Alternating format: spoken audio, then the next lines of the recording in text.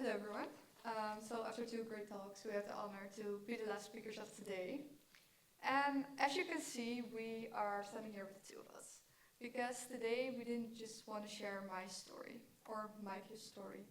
We want to share our story. And a story that we share actually with more people than you might think. So Mike and I both grew up having difficulties with mathematics.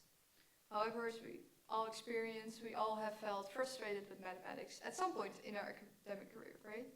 Maybe you struggled with formulas, blanked on multiplication tables, or you had to check your calculator twice to know the answer. However, what if we're here to tell you that these difficulties are not just occasionally? What if we're here to tell you that these difficulties actually shape the way others would view your intelligence and your capabilities? Because that is exactly what happened to both Mike and I. So when around 10 years ago, when I was 11 years old and Mike was 10 years old, we were both diagnosed with a learning disability called dyscalculia, which is a condition that makes understanding numbers and mathematical equations very hard, even though we're maybe excelling in other areas of study. And chances are many of you here today haven't heard of that term before. And that's also okay, because around 10 years ago we didn't either. And neither did our parents nor our teachers. However, because of this misunderstanding, we experienced a lot of neglect and misunderstanding from also school, when we went back to school with this learning disability label. And even though terms like dyslexia may have advanced in the past decades in terms of support and understanding in the educational system and in society, the term dyscalculia remains invisible as of today, which was exactly the reasoning why we were put both in lower education tracks early on. Yes, and we were not the only ones who experienced this problem. There are many other people with dyscalculia who went through something similar in the Dutch education system. Because in this chart, which took us a short time to make ironically, you can see that about 45% of students in the Dutch general school population move on to academically oriented education, which in Dutch refers to HAVO or VWO. But that number drops to just 10% for students with dyscalculia, and even fewer than 1% ever reach a higher education degree. These numbers don't just show that this is not just an individual issue, but a systemic issue. And that these numbers don't just reveal a gap, they reveal a structural barrier that many people with dyscalculia face in the education system. During elementary school, I remember teachers and professional tutors telling me that my difficulties in understanding basic math were due to me needing special education, and that I was incapable of studying or learning. If that was the case, Amber and I wouldn't be standing here before you today. This is a clear misconception that shows the misunderstanding of what dyscalculia exactly is, and its difference to being just seen as number dyslexia or being bad at math. It's a learning disability that is often being overlooked by many school institutions, but one that's too often mistaken for low intelligence. This is also not the only misconception that there is on people with dyscalculia. There are many others. Today, Amber and I will tell you why these misconceptions are false and shed awareness on this forgotten learning disability. Because while research on dyslexia has advanced over the last few decades, research on dyscalculia is still lagging behind by about 30 years. But that needs to change. Yeah, so we want to start off by actually explaining to you exactly what the term dyscalculia means. However, we can't precisely. And sure, you're probably thinking by now, it has something to do with mathematics, right? And it does. However, that is only part of the story. The problem only with explaining what dyscalculia actually is that there's a lack of research. And even when there is research, there's little to no agreement on what the term actually means, which means that criteria shift and definition vary, not only per country, but also per city, per small little town, and even per researcher, which makes the understanding of dyscalculia very fragmented.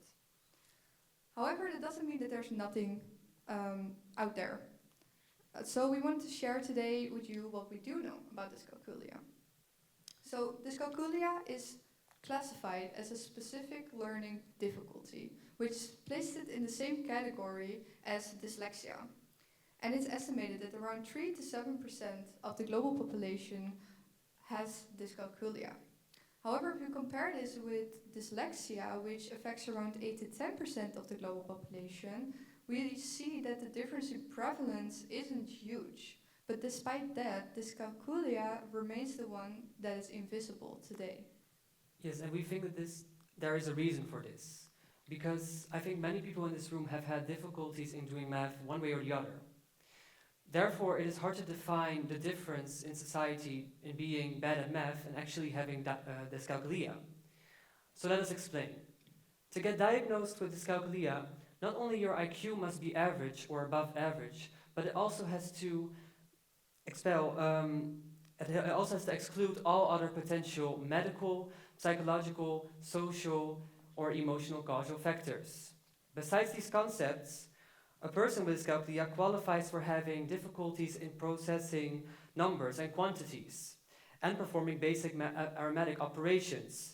It is important to mention that the focus is on the basics of mathematics and arithmetic operations, such as experiencing difficulties in calculating 12 plus 8 or 19 plus 4.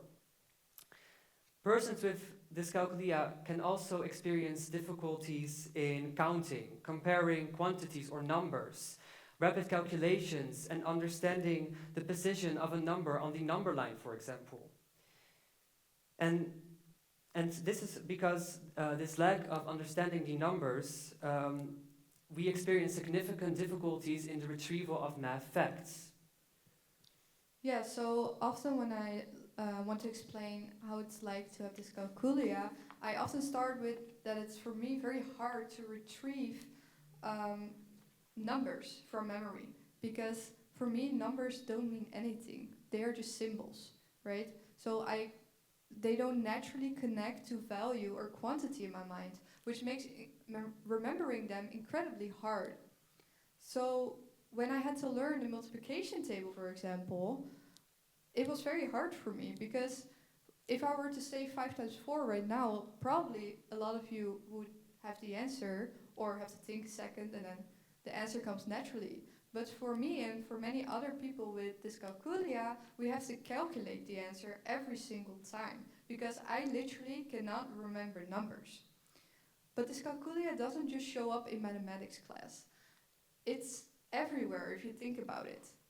For example, reading time. I have a difficulty in reading digital time because I literally cannot remember numbers. So if I look at the clock that says 18 hours, it doesn't necessarily mean 6 p.m. to me, at least not instantly. I have to mentally walk through the conversion. Okay, 13 hours means 1, so 14 means 2, 15, 16, 17, 18. Okay, 18 must be 6. And I need to do that every single time. So it's not just very annoying, it's also very exhausting. And that is the reality of living with dyscalculia. It goes far beyond the mathematical classes. However, what I just told you are personal experiences. So it means that every person with dyscalculia has a different way of experiencing these difficulties. And it also differs per individual to what extent dyscalculia is present, but also in what way these difficulties actually show. Yes, and for me, I don't have a particular hard time in watching the digital clock, but I do find myself often swapping numbers in my head. For example, when I hear the number 54, I visualize the number 45 in my head. And I also had a hard time with reading comprehension, especially during elementary school. And you might think, but reading has nothing to do with dyscalculia, right? Which is what I thought as well. But research indicates that around 57% of persons with dyscalculia can also have a reading or spelling disability like dyslexia. This shows that dyscalculia and dyslexia lie pretty close on the big spectrum of neurodiversity, and that it is even more essential that a person who gets diagnosed with dyscalculia at a young age gets the specific training and support they need, since otherwise they are in danger of failing to achieve the educational success that is the most compatible with their general level of intelligence. Unfortunately, this lack of awareness on dyscalculia made the availability of strong support and resources very minimal. Because when we look at dyslexia, which has been advocated for during the past few decades, more resources and support has been made available. However, the lack of awareness on dyscalculia made also the lack of research on dyscalculia possible.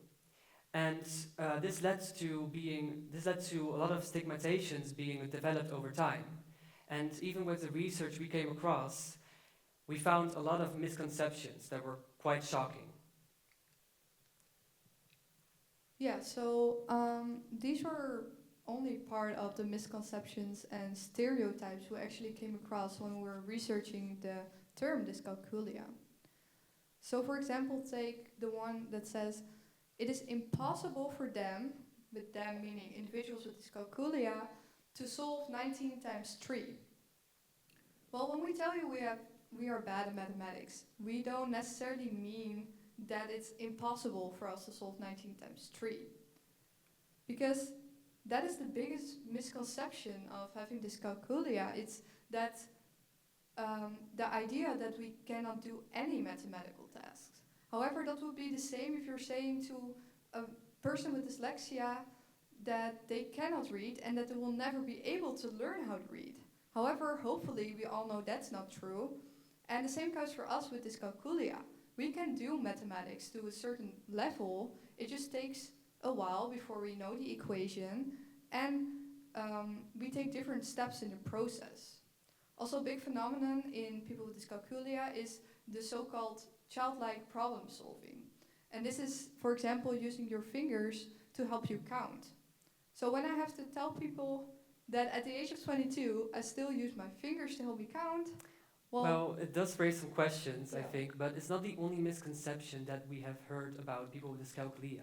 I think a misconception that both of us heard a lot of times during elementary and high school was that we were just being lazy or unproductive, and that we were even faking our learning disability, and that we just needed to work harder to understand mathematics. And these misconceptions and stereotypes also aid in a negative self-image. We also have particularly struggled with this negative self-image during the last years of elementary school, because we felt like we were dumb just because we didn't understand math as quick or as easily as our peers in class did. This negative self-image would also develop in a form of anxiety every time I was faced with mathematical tasks. For example, a simple formula such as 5 times 4, I would already know the answer to this formula, but because I had that fear of uncertainty, or the fear of failure, that how could a person with dyscalculia probably know an answer to any mathematical equation? I'm supposed to not understand math or do math.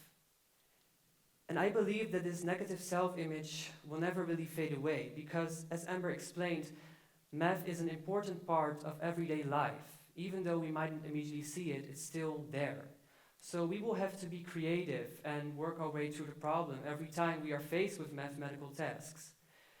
It sometimes feels like we are living and experiencing dyscalculia before research justifies it, which makes it very hard to understand yourself. Yeah, so today we have not just shared our story.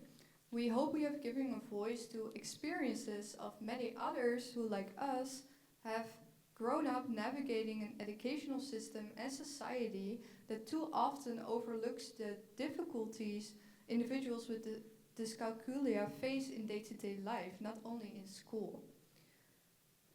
A decade ago, we believed that our failure in mathematics was personal and reflected an image of low intelligence or the lack of effort we put in. However, luckily, we now know that the real failure lies in the lack of awareness, recognition, and support for this learning disability. And it's definitely not a reflection of low intelligence or the lack of effort we put in. However, sadly, dyscalculia remains largely overlooked as of today. But we hope we have made an effort for more recognition so that next time someone tells you that they still have to use their fingers to help them count at the age of 22, you're allowed to laugh, but hopefully the word dyscalculia also comes to mind, and with it, a little bit more understanding. Thank you for very this much. to us.